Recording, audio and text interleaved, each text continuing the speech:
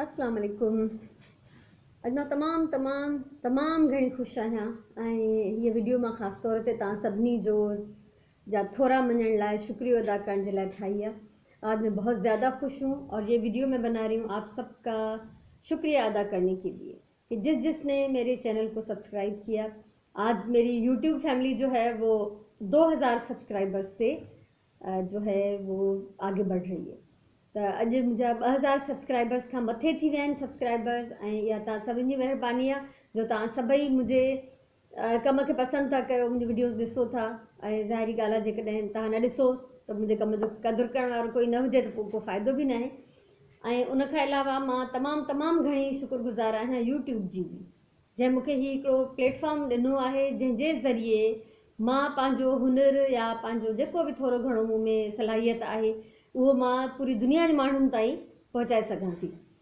ऐं मूंखे ख़ुशी थिए थी जॾहिं मुख़्तलिफ़ मुल्कनि मां मुख़्तलिफ़ शहरनि मां ऐं उर्दू में सिंधीअ में मूं वटि कमेंट्स अचनि था त मां ॾाढी ख़ुशि थी थियां। मूंखे अंदाज़ो थिए थो त किथे किथे मुंहिंजी वीडियोस ॾिठी थी वञनि। बहुत ज़्यादा खुशी होती है जब आप लोग कमेंट्स करते हैं, मेरी हौसला अफजाई होती है। और ख़ास तौर पे ये जानकर कि किस किस मुल्क से और किस किस जगह से किस ज़बान में, सिंधी में, उर्दू में, इंग्लिश में भी जो कमेंट्स आते हैं तो मुझे बहुत खुशी होती है कि लोग रिस्पांस दे रहे हैं और मेरे काम को पसंद कर रहे हैं।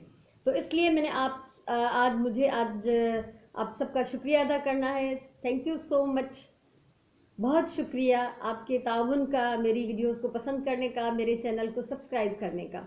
और मैं चाहूँगी कि आप अपने फ्रेंड्स के साथ, फैमिली के साथ भी इसको शेयर करें, क्योंकि पाकिस्तान में इस तरह के चैनल्स नहीं हैं जो ये मैं बना रही हूँ। जिस तरह का काम मैं कर रही हूँ, कुकिंग के हैं तो वो सिर्फ कुकिंग सिखा रहे हैं, और इस तरह के जैसे क्राफ्ट हैं, घरेलू किस्म की और चीज़ें हैं बनाना, इस तरह की वीडियोस कोई नहीं बनाता।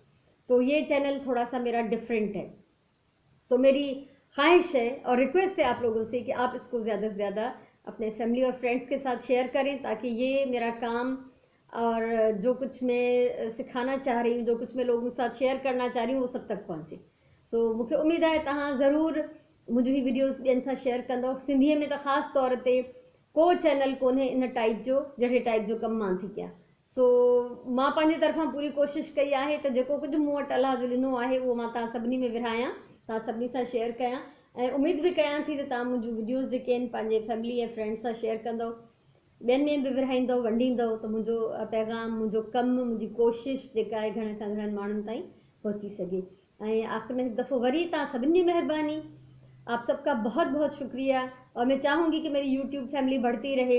ही ख़ानदान आहे ही हिकिड़ो जिते असां सभु गॾु आहियूं, जिते तव्हां मुंहिंजो कमु ॾिसो था, जिते तव्हांखे मुंहिंजूं आदतूं ऐं मुंहिंजो हुनर आहे या मूं वटि जेको कुझु आहे तव्हांखे ख़बर पए थी त हिकिड़े ख़ानदान जी हैसियत थी वञे।